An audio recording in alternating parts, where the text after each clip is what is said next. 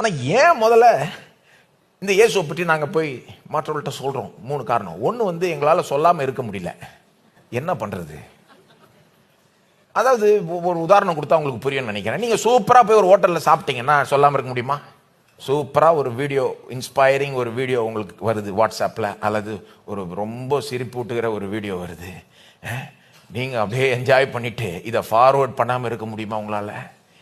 யாருக்காவது ஃபார்வேர்ட் பண்ணாமல் உங்கள் விரல் உங்களை சும்மா விடாது. ஏன்னா மனித தன்மை அப்படிதான் இல்லையா? யாம் பெற்ற இன்பம்,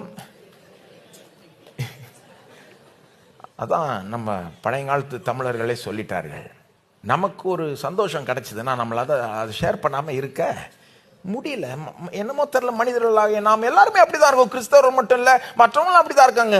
எங்களுக்கு ஒரு இயேசுவின் மூலமா ஒரு பெரிய சந்தோஷம் கிடைச்சிட்டதுனால நாங்கள் இதை மற்றவர்கள்ட்ட சொல்லாமல் இருக்க முடியல.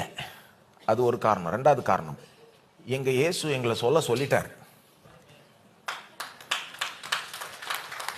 எங்க இயேசு மட்டும் இல்லை, எல்லாருக்கும் பிடித்த இயேசு. ஏன்னா இப்போ உலகத்தில் இயேசுவை பிடிக்குது பாருங்க. கிறிஸ்தவங்களை பிடிக்கலனாலும் இயேசுவை பிடிக்குது அவங்களுக்கு. அவங்க அதை அப்படி பார்த்தாவது போதும். அட்லீஸ்ட் எல்லாம் கிறிஸ்தவங்களும் நல்லவங்க கிடையாது, ஆனால் இயேசு நல்லவர். ஆனால் இந்த நல்லவராய் இருக்கிற இந்த இயேசு தான் எங்களை போய் சொல்லுன்ட்டாரு, கட்டளையிட்டார். இந்த வசனத்திலே அது ஓரளவுக்கு தெரியுது. சகல ஜாதிகளுக்கும் சுவிசேஷம் முந்தி பிரசங்கிக்கப்பட வேண்டும் அப்படின்றாரு. 3வது, அன்பின் நிமித்தமாய் நாங்கள் போய் மற்றவர்களுக்கு இயேசுவை பற்றி சொல்லுகிறோம். அன்பின் நிமித்தமாய், அதாவது இயேசுவை அன்பு கூறுகிறோம். ஆகவே இயேசு சொல்லுன்னா நாங்கள் அவர் சொன்னதை செய்ய விரும்புகிறோம். மற்றவர்களை அன்பு கூறுகிறோம், ஆனால் அவர்கள்ட்ட போய் சொல்லுகிறோம். இயேசு அன்பு கூறுறோம், மற்றவர்களை அன்பு கூறுகிறோம், ஆனால் போய் சொல்றோம்.